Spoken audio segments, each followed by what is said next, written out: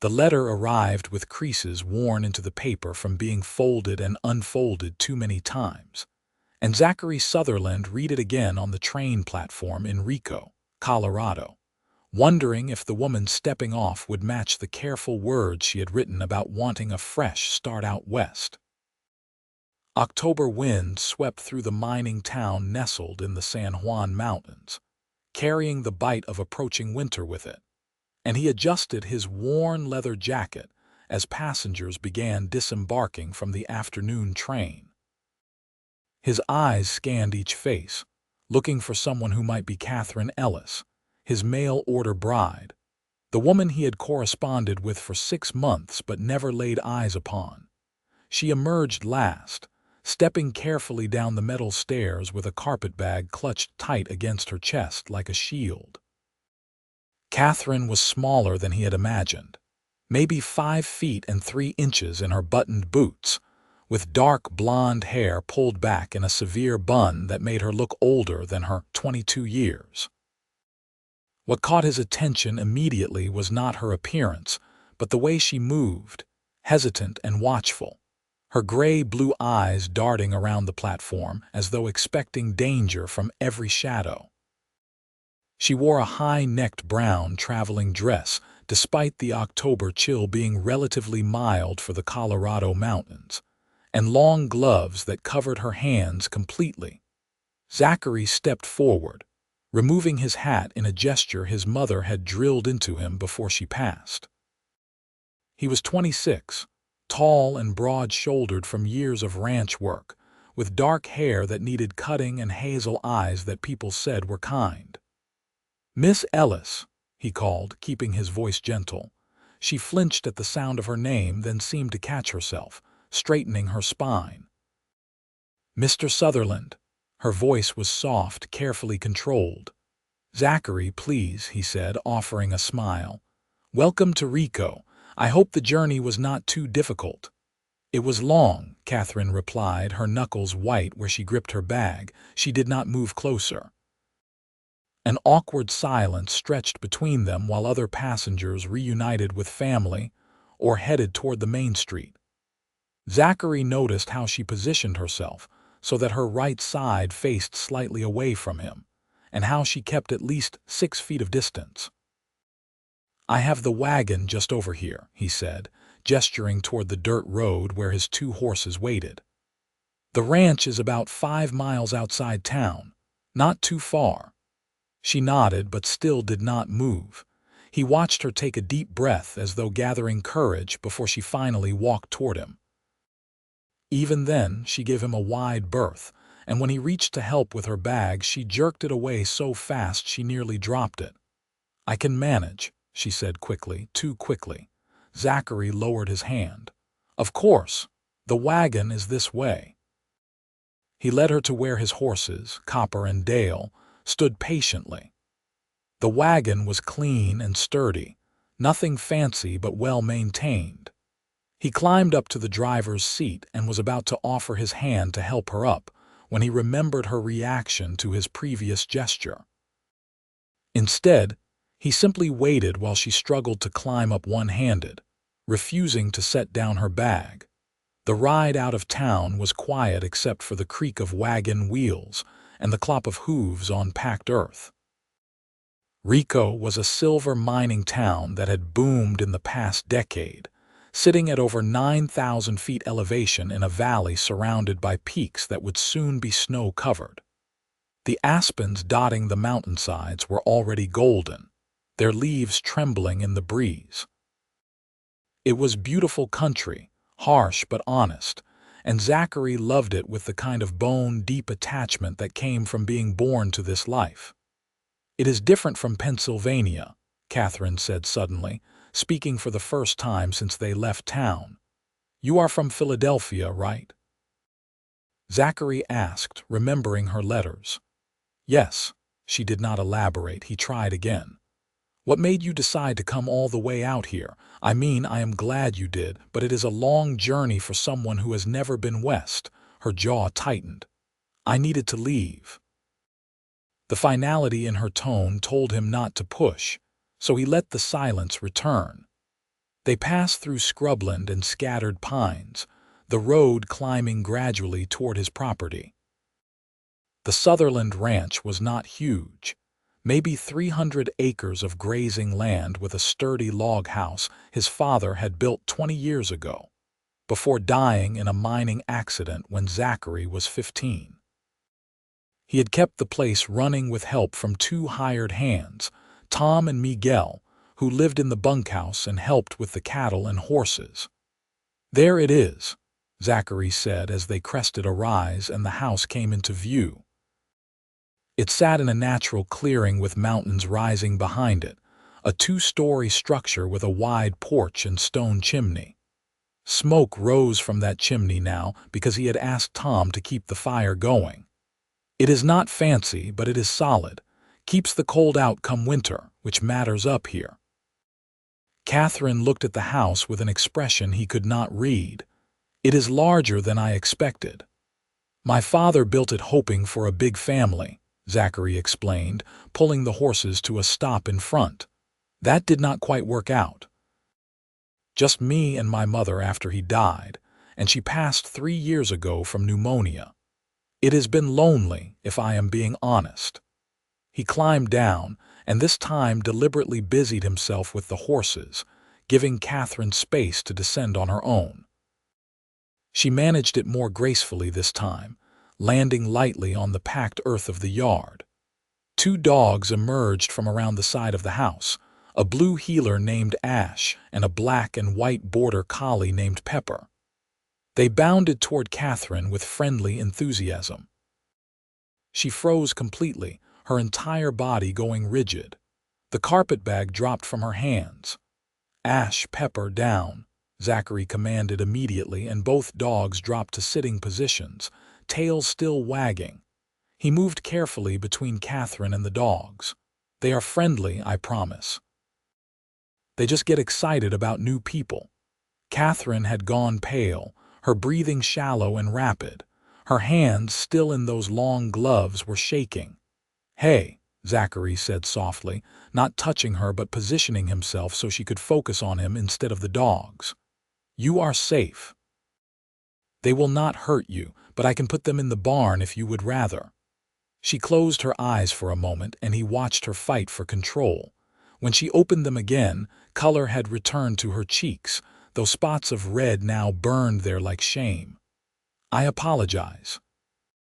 I am not accustomed to dogs." "Nothing to apologize for," Zachary said easily. "Ash, Pepper, barn." The dogs trotted off obediently, though they kept glancing back with confused expressions. He picked up the carpetbag she had dropped. "Let me show you inside. You must be exhausted." The house was warm and smelled of wood smoke, and the beef stew Tom had left simmering over the fire. The main room was large, with a stone fireplace taking up most of one wall, a sturdy table with 6 chairs, and comfortable furniture his mother had chosen.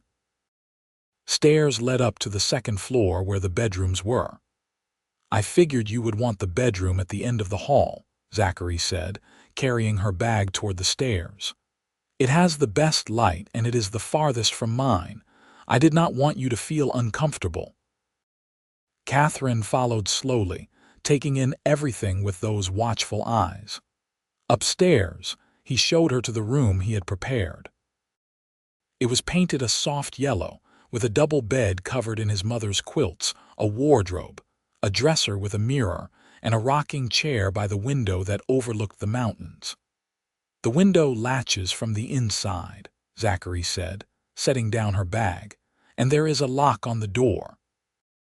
He pulled a key from his pocket and held it out to her. "Only key. It is yours." She stared at the key as though it were something precious and dangerous all at once. Slowly she reached out and took it, careful not to let her gloved fingers touch his bare hand. "Thank you. I will let you rest and freshen up," Zachary said, backing toward the door. "There is water in the pitcher there and towels in the dresser. I will have supper ready in about an hour if you are hungry. No pressure, though. Today has been a lot, I imagine." He left, closing the door behind him, and heard the immediate click of the lock sliding into place. Downstairs, he stood by the fireplace and rubbed his face with both hands. Something was very wrong. Catherine was terrified. He could see that clearly, but terrified of what? Him? Men in general. The dogs. Everything. And those gloves, that high collar, the way she held herself so carefully. His gut told him there was more to Catherine Ellis than the polite letters she had written about wanting a simple life in Colorado. An hour later, he had set the table with bowls of stew, fresh bread from the loaf he had bought in town that morning, and coffee. He heard her footsteps on the stairs, light and hesitant. She appeared in the doorway looking exactly as she had before, not a hair out of place, still wearing the high-necked dress and gloves. "I hope you like beef stew," Zachary said. "I am not a fancy cook, but I can make a few things that are edible." "It smells good," Catherine said, taking the seat farthest from his at the table. They ate in near silence. She had a delicate way of eating, taking small bites and chewing carefully, as though even this simple act required thought. Zachary tried to think of something to say that would not sound stupid or pushy. "I suppose we should talk about expectations," he finally said. "I know this is an unusual situation. You came all this way to marry me, but we are strangers. I am not going to rush you into anything. We can take time to get to know each other." Catherine set down her spoon with precise care. "The letters said you wanted a wife." "I do," Zachary admitted, "but I want a partner, not someone who is miserable. I need help running this place, and I would like a family someday, but those things only work if both people are willing." "I am willing," she said, but there was no warmth in it, just a flat statement of fact. "Are you, though?" He kept his voice gentle. "Because you look like you would rather be anywhere but here." Her composure cracked just slightly. "I have nowhere else to go." The words hung between them, heavy with implications. Zachary set down his own spoon. "Catherine, did someone hurt you?" She stood up so abruptly her chair scraped loudly against the floor. "I should retire. The journey was tiring." She was already moving toward the stairs. "Wait," Zachary said, not moving from his seat so she would not feel trapped. "I am not trying to pry. But if you are running from something or someone, I need to know. This is remote country, but it is not unreachable. If there is danger, I need to be prepared." She paused at the base of the stairs, her back to him. "There is no one coming after me. I made sure of that." Then she was gone, her footsteps quick on the stairs, followed by the sound of her door closing and locking. Zachary sat alone at the table, listening to the fire crackle and the wind beginning to pick up outside. He had thought having a wife would ease the loneliness of this place, but now he had a woman upstairs who was clearly carrying wounds he could not see, and he had no idea how to help her. That night, he woke to screaming. He was out of bed and in the hallway before he was fully conscious, his heart hammering. The screams were coming from Catherine's room, raw and terrified. He tried the door, but it was locked. "Catherine, Catherine, open the door!" The screaming stopped abruptly, replaced by ragged breathing. "Do not come in," she called out, her voice shaking. "Are you hurt? What happened? Just a nightmare. Please go back to bed." Zachary pressed his forehead against the door. "I am right down the hall if you need anything." No response came. Eventually, he returned to his own room but did not sleep, listening to the old house settle and wondering what nightmares could produce screams like that. Morning came gray and cold. Zachary dressed and went downstairs to find Catherine already in the kitchen, somehow having come down without him hearing. She was still wearing a long-sleeved dress despite the warmth from the stove, and she had clearly been attempting to make coffee based on the grounds spilled across the counter. "The grinder sticks a little," Zachary said from the doorway, not wanting to startle her. "You have to give it a good whack on the side." She jumped anyway, spinning to face him. I thought I would make myself useful. I appreciate that. He moved carefully into the kitchen, giving her space. But you do not have to prove anything. How about I handle breakfast this morning and you can watch how I do things? Then you will know where everything is.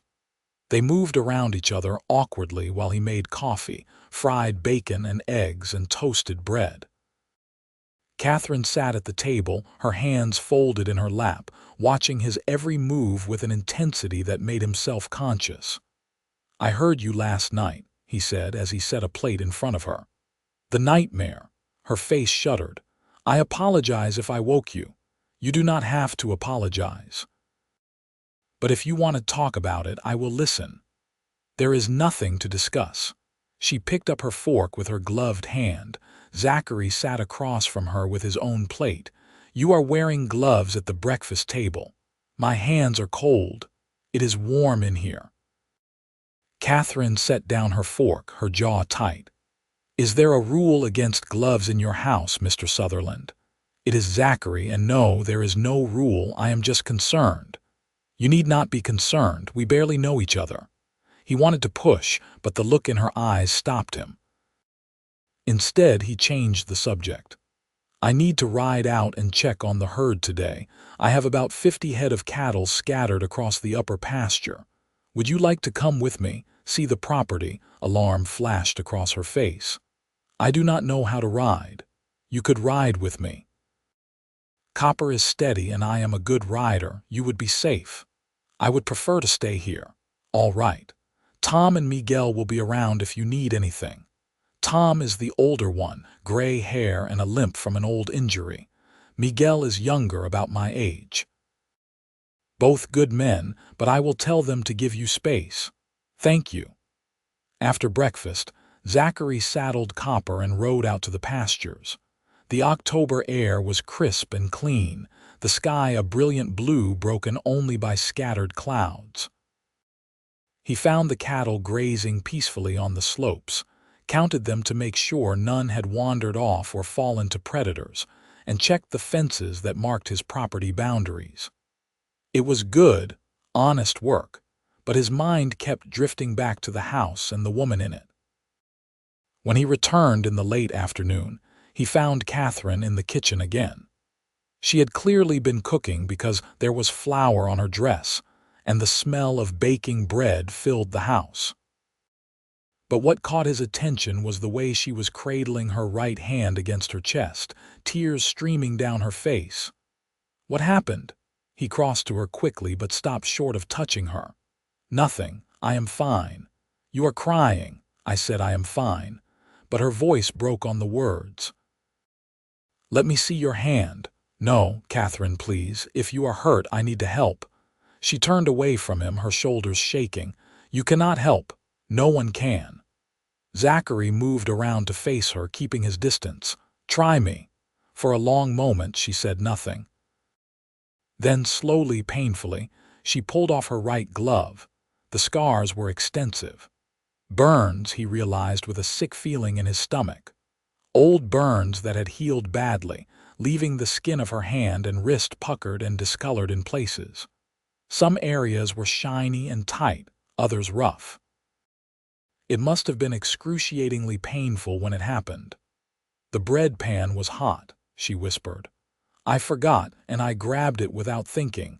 The scars are sensitive to heat." Zachary wanted to ask how she had gotten burned so badly in the first place, but he could see she was barely holding herself together. "Let me get some cool water and salve." He moved to the pump and filled a bowl with cold water, then retrieved the tin of salve he kept for cuts and scrapes. He set them on the table and pulled out a chair. "Sit." Catherine obeyed, her hand still cradled against her chest.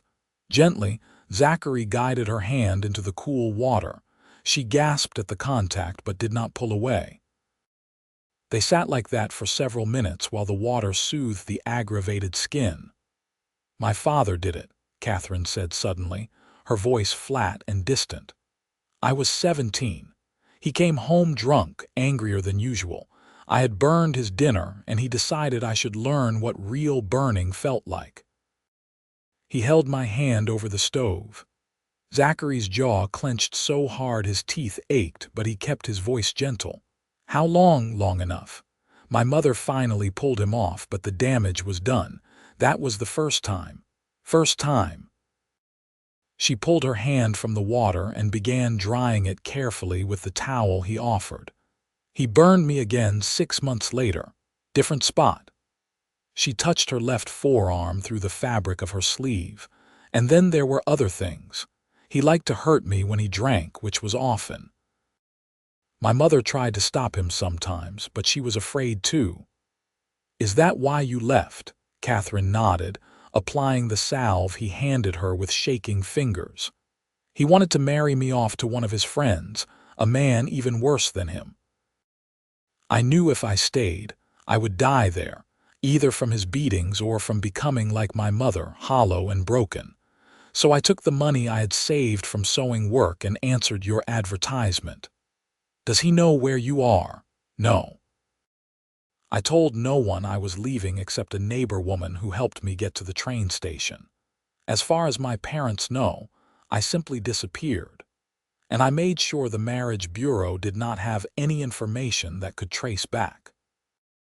Zachary wanted to find her father and teach him what it felt like to be beaten by someone stronger, but that would not help Catherine now. You are safe here. I promise you that. No one will hurt you in my house. She looked at him with those gray-blue eyes full of old pain. You say that now.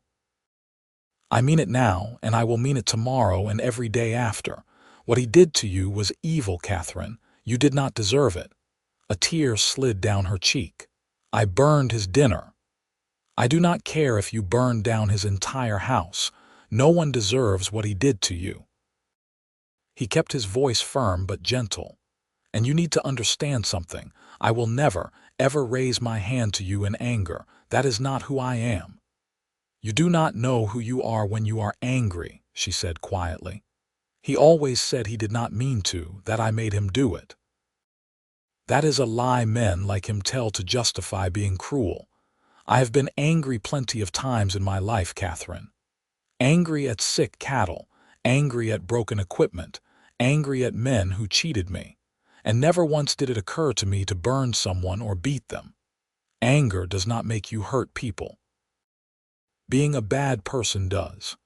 She pulled her hand back, now covered in salve, and began carefully replacing her glove. I do not know how to trust that. I know. And I am not asking you to trust me right away, but I am asking you to give me a chance to prove it. He stood up. The bread smells done. Let me get it out of the oven. That night after supper, they sat in the main room near the fire. Catherine had a basket of mending she had found and was carefully repairing a torn shirt. Zachary whittled a new handle for a tool, the knife moving with practiced ease. The silence between them was less strained than before. Tell me about the ranch, Catherine said eventually. So he did. He told her about his father buying the land when Zachary was just a boy, about learning to ride before he could properly walk, about his mother who had been tough as nails but could make the best apple pie in 3 counties. He told her about the harsh winters when snow could trap you for weeks, and the brief, brilliant summers when wildflowers carpeted the meadows. He told her about the cattle and horses, the constant work of keeping a ranch running, the satisfaction of building something with your own hands. Catherine listened, her needle moving steadily through the fabric. It sounds like you love it here. I do. It is hard, sometimes brutally so, but it is honest. The land does not lie to you or pretend to be something it is not. Unlike people. Unlike some people, he corrected. There are good ones out here too.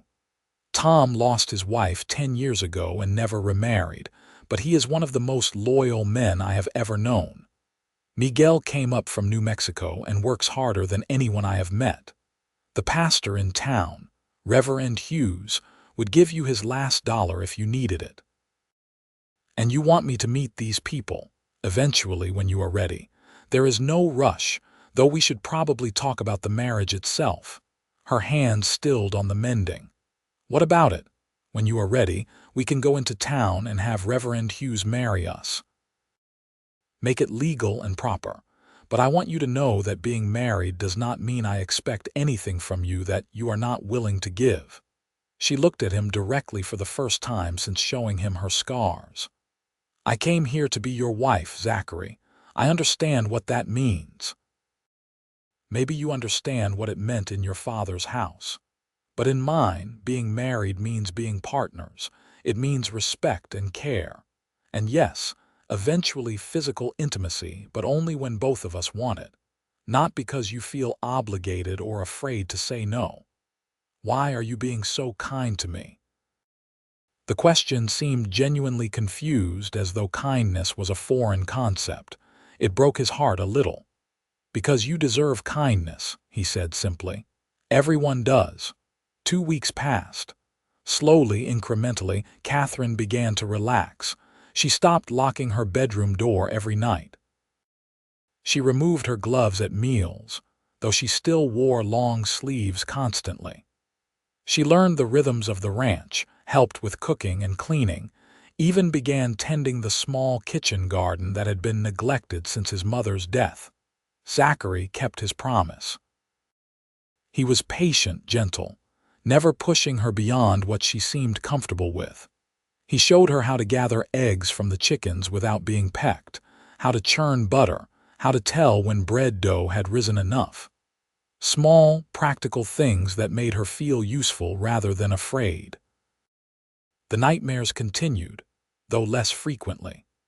Sometimes he would hear her crying softly in her room and would stand in the hallway, torn between wanting to comfort her and knowing she needed space. One morning in early November, snow began falling during breakfast. Catherine stood at the window, watching the flakes drift down with something like wonder on her face. "First snow of the season," Zachary said, coming to stand beside her. "It will not stick yet, but this is the warning. Winter comes hard and fast up here. It is beautiful. It is. Also deadly if you do not respect it. We will need to make sure we have enough firewood stacked, food stored, everything ready." She turned to him. "Teach me." "Teach you what?" "Everything. I want to know how to survive here, how to be useful, how to be the kind of wife you need on a ranch." Over the following weeks, he did exactly that. He taught her to split kindling, to bank a fire so it would last through the night, to read weather signs in the sky. He showed her the root cellar where they stored vegetables and preserved food, explained how to ration supplies through a long winter. She proved to be a quick learner, focused and determined. One afternoon, he found her in the barn attempting to brush down copper. The horse stood patiently while she worked, though her technique needed practice. "You are doing well," Zachary said, making noise as he approached so she would not be startled. "He likes you."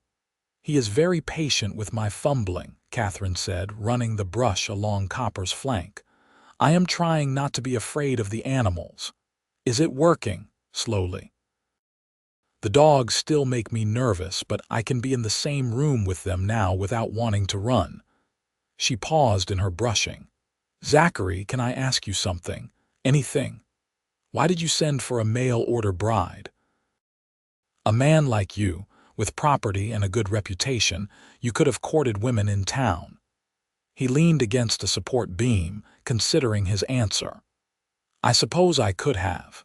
But the truth is, most of the unmarried women in Rico are either very young or already spoken for. And after my mother died, I found it hard to go into town and make small talk. I got used to being alone, maybe too used to it. Writing letters was easier somehow. Less pressure. And you did not mind that you had no idea what I looked like or who I really was. Your letters told me what I needed to know. You were intelligent, thoughtful, and looking for a new start. The rest we could figure out together."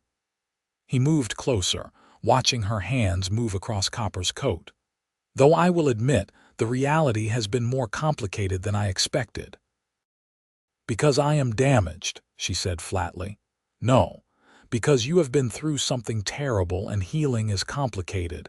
That does not make you damaged, Catherine. It makes you a survivor." She stopped brushing and looked at him. "I do not feel like a survivor. I feel like I am still running." "Then stop running. Stay. Build something here with me. What if I cannot be what you need? What if you are exactly what I need?"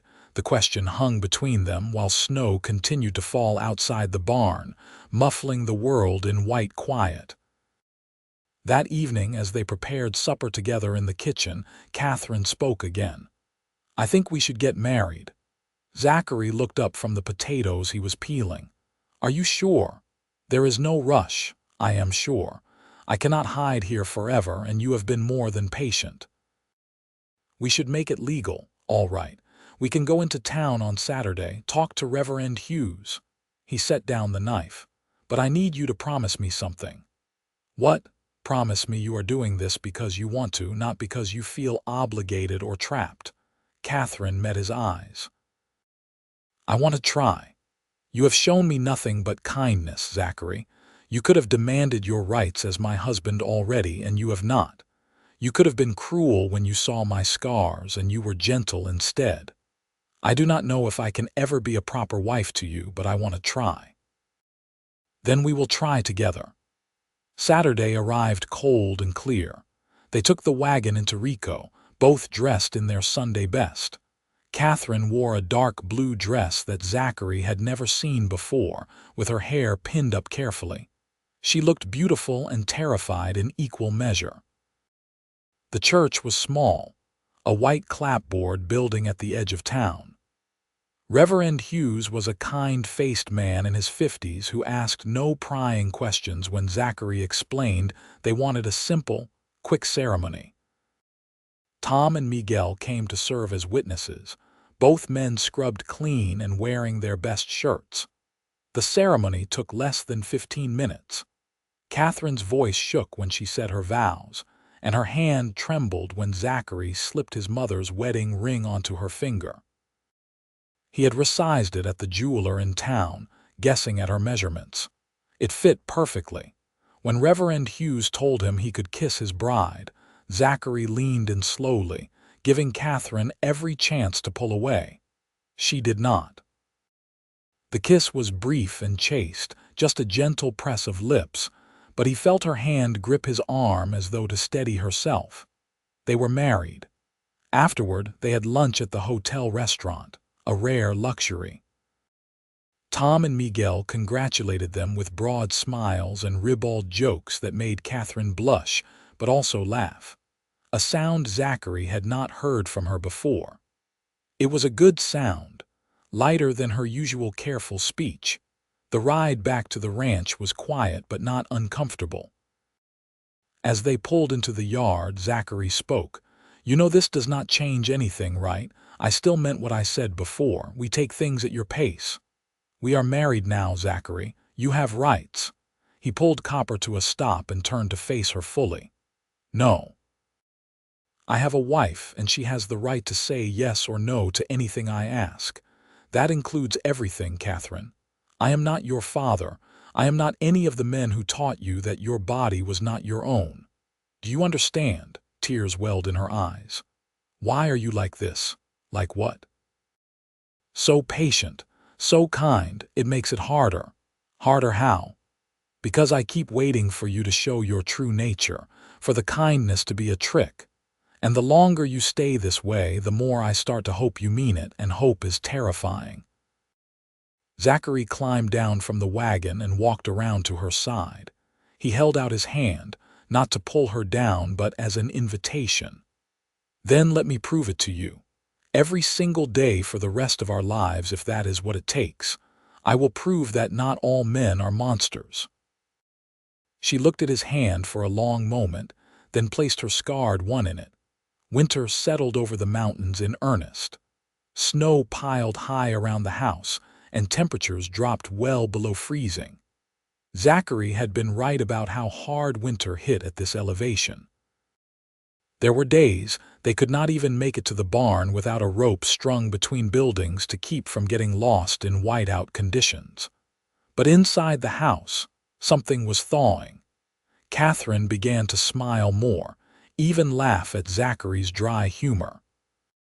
She started removing her long sleeves in the house when it was just the two of them, revealing more scars on her arms, some from burns, others from what looked like belt marks. Each revelation hurt him, but he was careful to show only acceptance, never pity. They played cards in the evenings by the fire. He taught her to play poker, and she turned out to have a gift for reading people that made her a formidable opponent. They talked for hours, sharing stories from their childhoods. He told her about his father's death in the mine collapse, how he had been too young to really understand death, but old enough to know his mother's grief. She told him about the few good memories she had, mostly involving a grandmother who had died when Catherine was 12, the last person who had been consistently kind to her. They read together, sharing the small collection of books his mother had treasured. Catherine had a beautiful reading voice, and Zachary would often close his eyes and just listen as she brought characters to life. One evening in mid-December, a blizzard raged outside so fiercely they could not even see the barn. They sat close to the fire, Catherine reading aloud while Zachary worked on braiding a new rope. She paused in her reading and he looked up to find her watching him. "What is it?" he asked. "You never ask me about all of them." "All of what?" "The scars. There are more than what you have seen. You never ask how many or where or what happened." "I figured you would tell me if you wanted to talk about it." She set down the book. "Do you want to know?" "Only if you want to tell me." Catherine was quiet for a long moment, staring into the fire. Then she began to speak, her voice steady but distant. She told him about years of abuse, about her father's rages and her mother's inability to protect her. She told him about being locked in a closet for days, about being denied food as punishment, about the burns and beatings that came whenever her father drank. She told him about learning to be invisible, to anticipate moods, to make herself small and quiet in hopes of avoiding notice. Zachary listened without interrupting, his hands still on the rope but no longer working.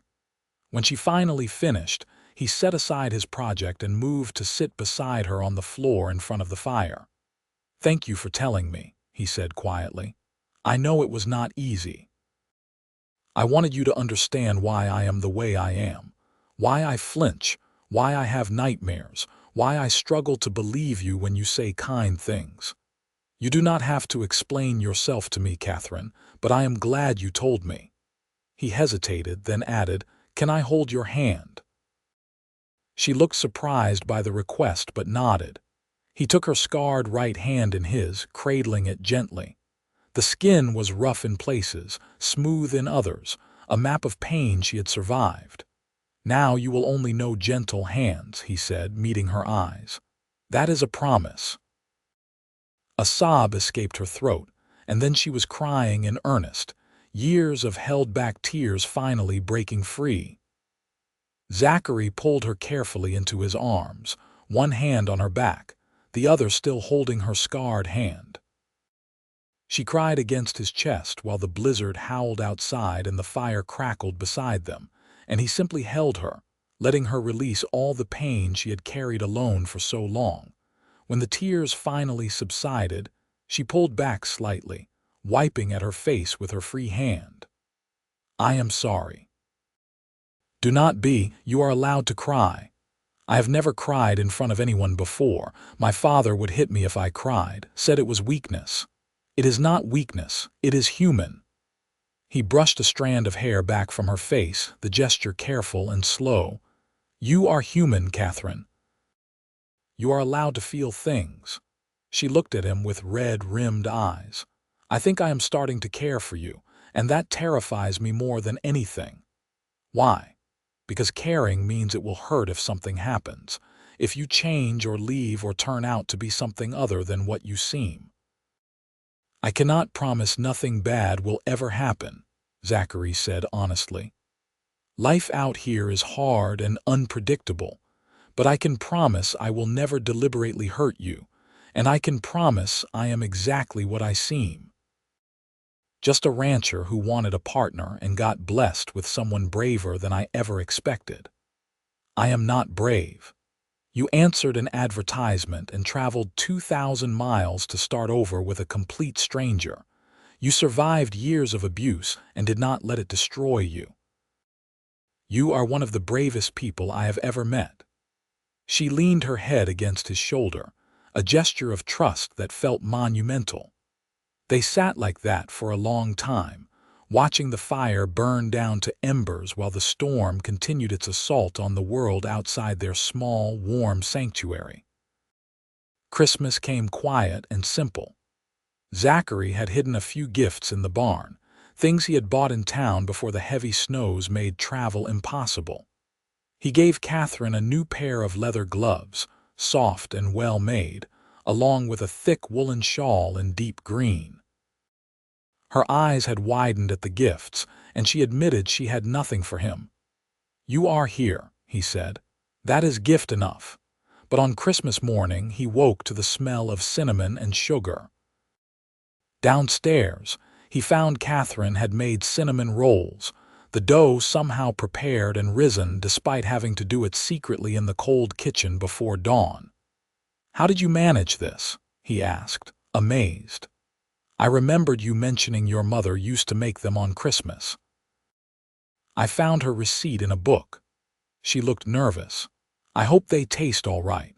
They tasted like love and effort and the best Christmas morning he had had in years. January brought the coldest temperatures yet. The water froze in the bucket overnight despite being inside. They wore layers of clothing and stayed close to the fire. On the worst days, they brought blankets down from upstairs and slept in the main room where they could keep the fire going all night. One such night they lay on opposite sides of the hearth, cocooned in quilts and listening to the wind shriek. Catherine spoke into the darkness. "Zachary, are you awake?" "Yes, too cold to sleep properly. Can I ask you something, always? Do you ever regret sending for a mail-order bride? Do you wish you had found someone easier, someone without all my problems?" He propped himself up on one elbow so he could see her face in the firelight.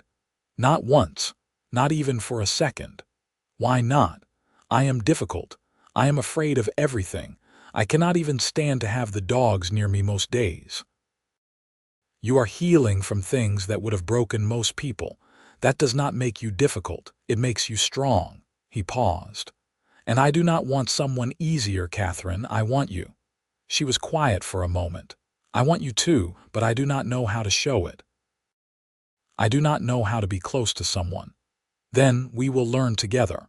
There is no timeline, no right way to do this. We just keep showing up for each other day after day. What if I can never be comfortable with physical intimacy? What if I am too damaged for that?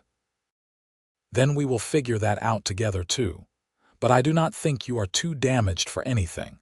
I think you have been taught to believe you are broken, but you are not. You are just wounded, and wounds can heal." She reached across the space between them, her hand searching. He met her halfway, their fingers intertwining. They fell asleep like that, hands clasped across the warm hearthstones, the fire burning between them like a promise. February brought a break in the weather. Several days of relative warmth that melted some of the snow and made it possible to check on the cattle. Zachary rode out with Tom and Miguel, finding that they had lost 2 head to the winter, not as bad as it could have been. When he returned, he found Catherine in the barn with Ash and Pepper. She was sitting on a hay bale and both dogs lay at her feet, not touching her but close. When she saw him, she smiled with unmistakable pride. "I called them," she said, "and they came and I did not run." "That is wonderful," Zachary said, meaning it. He knew what courage that small act had taken. "I want to try riding," she said suddenly. "I want you to teach me." So he did. Over the following weeks, as the days grew incrementally longer and warmer, he taught her to ride. First, she simply sat on Copper while the horse stood still, getting used to the height and feeling. Then they progressed to walking, with Zachary leading the horse. Eventually, she learned to guide Copper herself, first in the corral and then in small loops around the property. She fell twice, both times landing in snow that cushioned the impact. Both times, Zachary expected her to give up, to let fear win, but both times she climbed back on. "You are a natural," he told her after she completed a full circuit of the lower pasture without his help. "I am terrified," she admitted, "but it feels good. Being up there, moving, being in control of something so big and powerful, it feels like freedom." They began riding together in the afternoons when weather permitted. He showed her the boundaries of the property, the best grazing areas, the places where springs emerged from the rocks. He showed her the valley from a high ridge where you could see for miles, mountains rolling away in every direction, snow peaked and majestic. "It is so big," Catherine said, staring out at the vista. Back in Philadelphia, everything was close and crowded. You could not get away from people or buildings or noise. But here, there is so much space. "Is that good or bad?" "Good. I feel like I can breathe for the first time in my life." As spring approached, the ranch came back to life. Calves were born, and Zachary taught Catherine how to check on the mothers and help if there were problems. She proved surprisingly capable, unafraid of the blood and mess of birth, gentle with the newborn calves. One evening in early March, they were checking on a cow that had given birth that afternoon. The calf was healthy, nursing vigorously while the mother watched with patient eyes. They stood at the fence watching, the setting sun painting the mountains gold and purple. "I never thought I could have this," Catherine said quietly. "Have what?" "Peace. A place where I feel safe. Someone who treats me like I matter." She turned to him. "You saved me, Zachary. You do not think you did, but you did. If I had stayed in Philadelphia, I would be married to my father's friend by now, or dead. Either way, I would have been destroyed." "You saved yourself," Zachary corrected. "You had the courage to leave, to travel across the country, to start over. I just provided a place to land." "You provided more than that." She reached out and took his hand, the gesture now comfortable rather than terrifying. "I think I am ready." "Ready for what?" "To be your wife in truth, in every way," his heart stuttered. "Catherine, you do not have to. I know I do not have to. That is why I want to. Because you have never once made me feel obligated or afraid. You have been patient beyond what any man should have to be, and I want to give you something in return. I want to give you myself fully, not because I am supposed to, but because I choose to."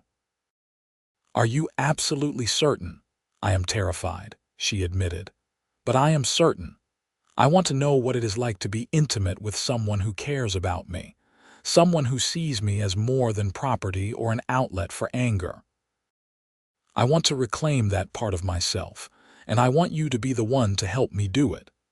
They walked back to the house hand in hand as stars began appearing in the darkening sky. Inside, Zachary banked the fire while Catherine locked the door, a nightly ritual. But instead of heading upstairs to their separate rooms, they stood at the base of the stairs looking at each other. "My room or yours?" Catherine asked, her voice steady despite the nervousness in her eyes. "Yours, if that is all right. I want you to feel safe, and you know that room belongs to you. You can lock the door from the inside if you want. You are in control here." They climbed the stairs together.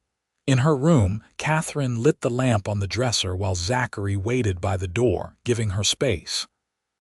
She turned to face him, then slowly began unbuttoning her dress. Her hands shook slightly, but her eyes never left his face. "Tell me to stop if you need to," Zachary said. "At any point, I will not be angry or hurt. This is about you being comfortable." "I know." She let the dress fall to the floor, leaving her in her chemise and petticoat. The fabric was thin enough that he could see the shadows of more scars beneath. He crossed to her slowly, giving her time to change her mind. When he reached her, He cupped her face gently in his hands. "You are beautiful. You have not seen all of me yet. I have seen your courage and your strength and your determination. Those are the parts that matter. Everything else is just details." He kissed her then, deeper than the chaste kiss at their wedding. She responded tentatively at first, then with growing confidence, her hands coming up to rest on his chest. They undressed each other slowly, carefully, with Zachary pausing frequently to check her face for signs of distress. The scars were more extensive than he had realized. Burns on both arms, marks across her back that looked like they came from a belt or whip, a few other injuries he could not immediately identify. Each one represented pain and cruelty, a map of suffering that made him want to resurrect her father just so he could kill him properly. But he kept his face calm and his touch gentle. "Still all right?" he asked. "Yes, scared but all right." They moved to the bed and Zachary continued to go slowly, checking with her at every step. When she tensed, he stopped. When she relaxed, he proceeded. He was as gentle as he knew how to be, making sure every touch was caring rather than demanding, every kiss a question rather than a command. Afterward, they lay tangled together beneath the quilts, Catherine's head on his chest and his arms around her. She was crying quietly, but when he asked if she was all right, she nodded. "I am fine," she said.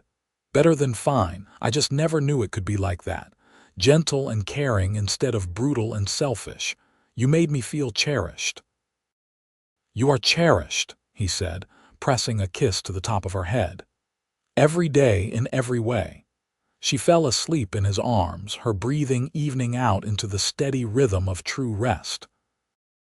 Zachary lay awake longer, staring at the ceiling and feeling the weight of her trust like the most precious thing he had ever been given. Spring came in full force. The snow melted, revealing brown earth that quickly turned green as wildflowers exploded into bloom.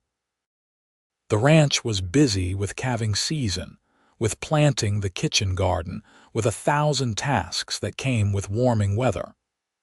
Catherine threw herself into the work with enthusiasm, no longer afraid to get dirty or tired.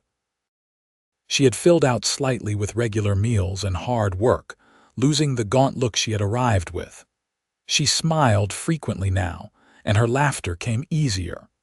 She wore short sleeves outside when the day was warm, no longer hiding her scars. The nightmares still came occasionally, but less frequently, and when they did, Zachary was there to hold her until she calmed.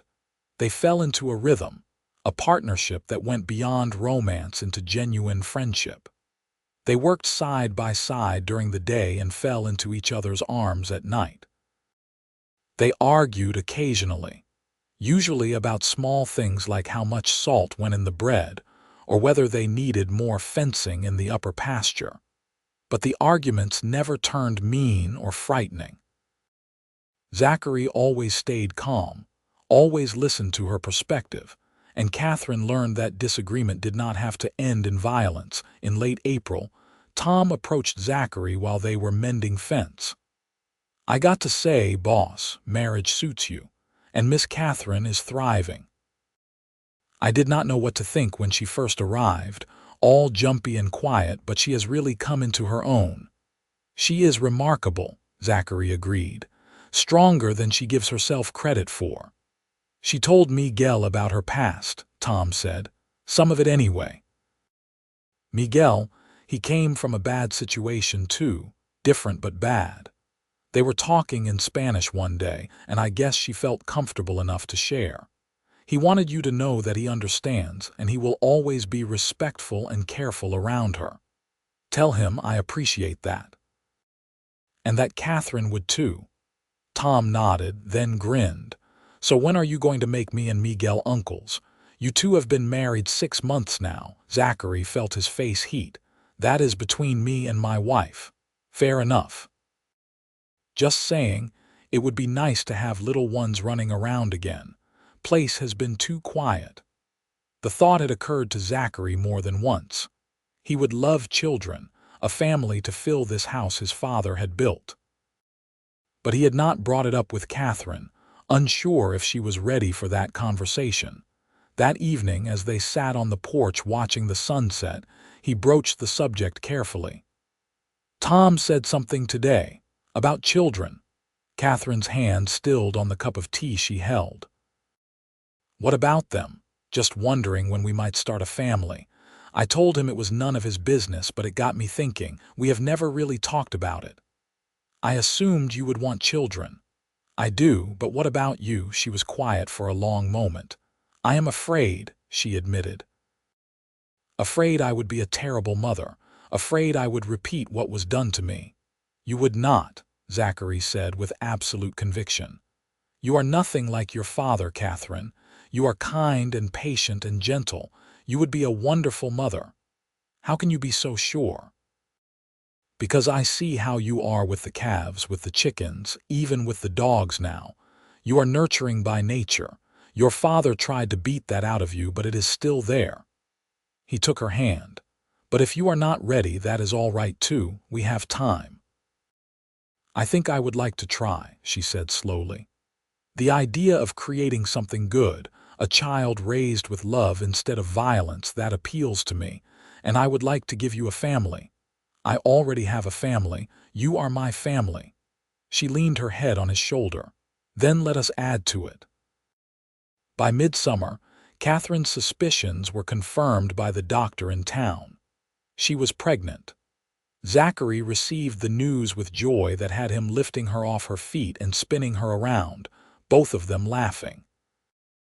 The pregnancy was not easy, especially in the first months when morning sickness left her weak and miserable. But Zachary was attentive, taking on extra work so she could rest, making her ginger tea, sitting with her when she could not sleep. As her belly grew, so did her confidence. She made plans for the nursery, went through the boxes of his old baby clothes that his mother had saved, talked about names. They decided on James for a boy, after Zachary's father, or Rose for a girl, after Catherine's grandmother. In early March, almost exactly a year after they had truly become husband and wife, Catherine went into labor. It was a long, difficult birth that left Zachary pacing the floor in terror while the doctor and a midwife from town worked upstairs. When he finally heard the cry of a baby, he nearly collapsed with relief. "You have a son," the doctor called down, "and your wife is tired but well." Zachary took the stairs 3 at a time. In the bedroom, Catherine lay propped against pillows, pale and exhausted, holding a small bundle. She looked up when he entered, and her smile was radiant. "Meet James," she said. "James Sutherland, our son." Zachary approached slowly, almost reverently.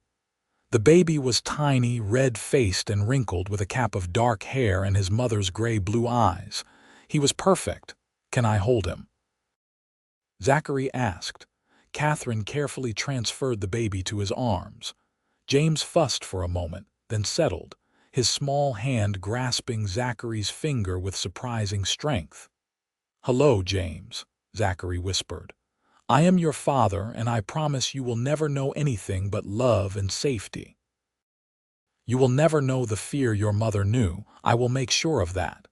Tears streaked down his face, and when he looked at Catherine, she was crying too. "We made something beautiful," she said. "Out of all that pain and suffering, we made something purely good." The months that followed were exhausting and wonderful in equal measure. James was a fussy baby, colicky and demanding, but neither of them minded. Catherine proved to be a devoted mother, patient and loving even on nights when the baby would not stop crying. Zachary helped as much as he could, walking the floor with James in his arms at 3 in the morning, changing diapers, doing whatever was needed. Tom and Miguel were delighted with the baby, both men adopting the role of honorary uncle with enthusiasm.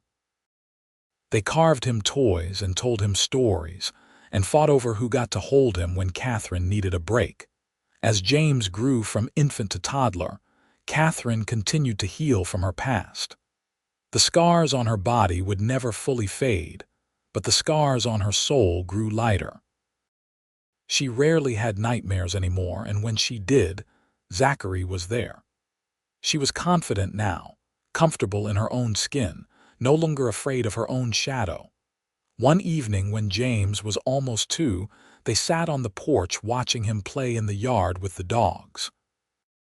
He was fearless, laughing as Ash and Pepper gently played with him, the dogs as protective of the small human as they were of the livestock. "I never imagined this," Catherine said. "When I got off that train 3 years ago, so scared I could barely breathe, I never imagined I could be this happy." "Neither did I," Zachary admitted. "I thought I was lonely before you came, but I did not know what I was missing. You brought life to this place, Catherine, to me." "You gave me life," she corrected. "Or at least, you gave me a reason to live instead of just survive. You showed me what love looks like, what it is supposed to be." James toddled over, demanding to be picked up. Zachary lifted him, and the boy immediately reached for Catherine, wanting both parents. They stood together, the 3 of them, with the mountains rising behind them and the ranch spreading out below, the home they had built together. "Tell me again," Catherine said softly. "Tell you what you promised me that night, the night I told you about my scars." Zachary shifted James to one arm so he could take Catherine's scarred hand in his free one. "Now you will only know gentle hands," he said, meeting her eyes. "That is still true, and it will always be true. For you and for our son and for any other children we might have. This is a home built on love, not fear. That is my promise." She kissed him then, soft and sweet, while James squeaked in protest at being squished between them. They all laughed, the sound carrying across the valley, a testament to everything they had survived and everything they had built. 2 years later, Catherine gave birth to twin girls, whom they named Rose and Mary. The house that had once been too big and too quiet was now filled with the sounds of children playing, of laughter and occasional tears, of life in all its messy, beautiful glory. James became a protective older brother, shepherding his little sisters around the ranch with the same gentle care his father showed. The girls adored him, following him everywhere, and he bore their attention with patience unusual for a 4-year-old. The ranch prospered. With Catherine's help managing the books and planning for the future, they were able to expand their herd and improve the property. They built a new barn, added rooms to the house for the growing family, and put in a proper well that made water easier to access. Catherine became known in Rico as a woman of quiet strength. She helped other women in town, particularly those she sensed might be suffering as she once had. She never spoke directly of her own past, but she made it clear that her door was always open, her home a safe place. More than one woman fleeing a bad situation found refuge at the Sutherland ranch until they could figure out their next steps. Zachary supported this fully, even when it meant strangers staying in their home or him having to face down an angry husband demanding his wife back. He had made a promise to Catherine about gentle hands, but he had also learned that sometimes protection required standing firm against those who would do harm.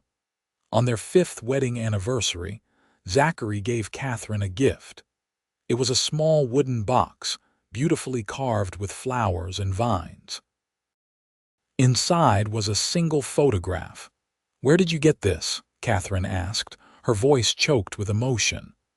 "I wrote to that neighbor woman you mentioned, the one who helped you leave Philadelphia. It took a while to track her down, but I managed. She had this photo of your grandmother. She thought you might want it." The photograph showed an older woman with kind eyes and a gentle smile. Catherine had not seen her grandmother's face in over 10 years. "Thank you," she whispered. "This means more than you know." "I know you cannot go back and change what happened," Zachary said. "But I wanted you to have something good from your past. a reminder that not everyone in your old life was cruel. She carefully placed the photograph on the mantel where she could see it every day, a connection to the one person who had loved her before Zachary. As the children grew, Catherine made sure they knew they were loved and valued. She never raised her hand to them in anger, never used fear as a tool of control. When they misbehaved, there were calm conversations about why certain behaviors were not acceptable, natural consequences rather than punishment, and always the reassurance that love was not conditional on perfection. James grew tall and strong, inheriting his father's build and his mother's thoughtfulness. Rose was bold and adventurous, always climbing trees or trying to ride horses too big for her. Mary was quieter, content with books and drawing, her creativity emerging early. When James was 8, he came to his parents with questions about the scars he had noticed on his mother's arms and the few on her back he had glimpsed when she was changing clothes. Catherine took a deep breath, glanced at Zachary for support, and then told her son an age-appropriate version of her story. She explained that some people were not kind, that her father had hurt her when she was young, but that she had been brave enough to leave and start a new life. Did it hurt? James asked, his eyes wide. Yes, very much, but the pain went away eventually, and meeting your father and having you and your sisters made everything worth it. I am glad you were brave, James said seriously, and I am glad you came here. So am I, sweetheart, so am I.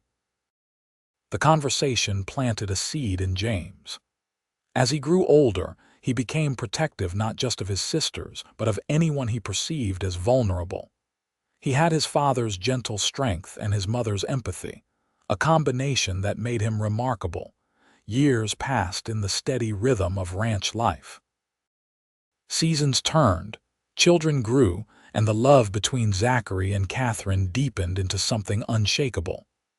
They had their difficult moments, times when money was tight or weather destroyed crops or illness struck, but they faced everything together. On their 10th anniversary, they stood on the porch at sunset, a tradition they had maintained whenever possible. The children were inside with Tom, who still worked the ranch despite his advancing age, telling them stories about the old days. You remember that first day? Catherine asked. When I got off the train looking like I wanted to run back on. I remember thinking you were the most terrified person I had ever seen, Zachary said, and the bravest, even though I did not understand why yet.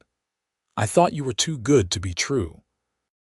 I kept waiting for the mask to slip, for you to show your real face.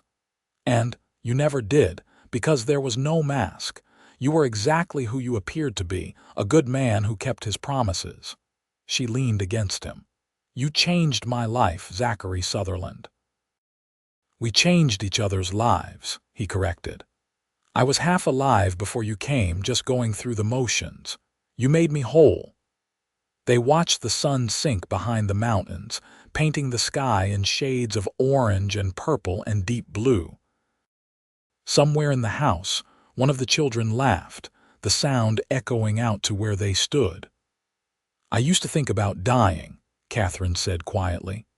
Back in Philadelphia, when things were really bad, I would think about all the ways I could just stop existing. It seemed easier than continuing to survive. Zachary tightened his arm around her but said nothing, letting her talk. I am glad I did not. I am glad I held on long enough to find you. Because this life, this family, this love, it is worth every scar, every nightmare, every moment of fear I endured to get here. You were always worth saving, Catherine, even when you could not see it yourself. You taught me to see it, you and the children and this place. You taught me that I was more than what was done to me, that I could be strong and capable and loved. They stood in comfortable silence as stars began appearing in the darkening sky. Inside, they heard Tom calling that supper was ready, and the children's excited response. Come on, Zachary said, taking her hand. "Our family is waiting." They walked inside together, into the warmth and light and love they had built from nothing but hope and gentle hands, and Catherine knew she was finally, truly home. The years continued to unfold with the kind of steady contentment that comes from choosing each other every day. James grew into a young man of 17, strong and capable, already talking about taking over the ranch someday. Rose, at 15, had become an accomplished rider who could rope a steer as well as any of the hired hands. Mary, also 15, the twins now young women themselves, had discovered a talent for teaching and talked about becoming a schoolteacher in Rico. Catherine, now 40, had silver threading through her blonde hair and laugh lines around her eyes. The scars on her skin had faded somewhat with time, though they would never disappear entirely, but they no longer defined her. She was known throughout the valley as a woman of compassion and strength, someone who had survived darkness and chosen to be a light for others. Zachary, at 44, had a bit more gray in his hair and a few more creases on his face, but he was still the same steady, gentle man who had promised her safety all those years ago. He had kept that promise every single day, through good times and hard times, through illness and health, through all the ordinary moments that made up a life. One spring morning, Catherine found him in the barn teaching James how to repair a complicated piece of tack. She leaned against the doorframe, watching them work together, their heads bent over the project, and felt overwhelming gratitude for the life she had been given. Zachary looked up and caught her watching. "What are you smiling about?" "Just thinking about how far we have come. How far I have come." James glanced between his parents with the knowing look of a young man who understood his parents' love story was something special. "I am going to check on the new calf," he said diplomatically, giving them space. When they were alone, Zachary crossed to Catherine and pulled her into his arms. "You have come so far. Sometimes I look at you and can hardly believe you are the same woman who got off that train 18 years ago." "I am not the same woman," Catherine said. "That woman was broken and terrified. You helped me become someone new, someone whole. You were always whole. You just needed a safe place to heal." She kissed him, deep and loving, the kind of kiss that still held passion after nearly 2 decades of marriage. "I love you, Zachary Sutherland, today, tomorrow, and forever." "I love you too, Catherine Sutherland. Always have, always will." They stood together in the barn, sunlight streaming through the gaps in the wood, dust motes dancing in the air, and Catherine thought about all the versions of herself she had been. The terrified girl under her father's roof. The desperate young woman who answered an advertisement for a mail-order bride. The scarred woman who arrived in Rico expecting more of the same cruelty she had always known. The wife learning to trust. The mother learning to love without fear. And now, finally, a woman at peace with herself and her past. That evening, the whole family gathered for supper around the table that had seen countless meals over the years. Tom was there, older and grayer but still sharp. Miguel had married a woman from town and had children of his own now, but he still worked the ranch and brought his family to share meals frequently. The house was full of noise and laughter and life. After the meal, after the dishes were washed and the children had retreated to their various activities, Catherine and Zachary returned to their porch, to their sunset ritual. "I never thanked you properly," Catherine said. "For what?" "For seeing me when I could not see myself. For being patient when I was difficult. For loving me when I did not know how to love myself. You do not need to thank me for any of that. Loving you has been the easiest thing I have ever done." She took his hand, the one that had always been gentle, that had never once been raised in anger against her, and brought it to her lips. "You saved me. We saved each other," he corrected gently. "I was lonely and lost until you came. You gave me purpose, family, love. We built this life together, Catherine. Every part of it. The sun sank lower, the sky transitioning through its nightly palette of colors. From inside the house came the sound of Rose practicing her guitar, a new hobby she had taken up. Mary was probably reading by lamplight, lost in whatever story had captured her imagination. James was likely reviewing ranch accounts, already taking on more responsibility as he prepared to eventually take over. Our children will never know what I knew, Catherine said softly. They will never understand what it is like to live in fear, to expect violence, to doubt their own worth. Because of you, because of us. That is the greatest gift we can give them, Zachary agreed, breaking the cycle, making sure the past does not become their future. Do you think we succeeded? Look at them. Really look. James is kind and strong, Rose is fearless and compassionate, Mary is gentle and wise. They are everything we hoped they would be, so yes, I think we more than succeeded. Catherine leaned her head on his shoulder, and they sat in comfortable silence as the stars emerged one by one. The air was cool and sweet with the scent of pine and sage. Somewhere in the distance, a coyote called and another answered. It was the sound of wilderness, of freedom, of home. "What are you thinking?" Zachary asked. "That I am happy, truly, deeply happy, and that I never thought I would be able to say that. You deserve happiness, you always did. I know that now. It took a long time, but I finally believe it." She turned to look at him in the gathering darkness. "You taught me that I was worthy of love and respect and gentle treatment. You taught me that not all men are monsters. You taught me that I could trust again. You taught me that real strength is not about physical power or dominance. It is about endurance, resilience, and the courage to be vulnerable. You taught me what it means to truly partner with someone, to build something lasting." They sat together under the stars, two people who had found each other across distances both geographical and emotional. Two people who had taken their wounds and their hopes and their fears and woven them into something beautiful. Two people who had chosen love every day, even when it was hard. Inside the house, their children slept safely in their beds, unaware of how different their lives could have been.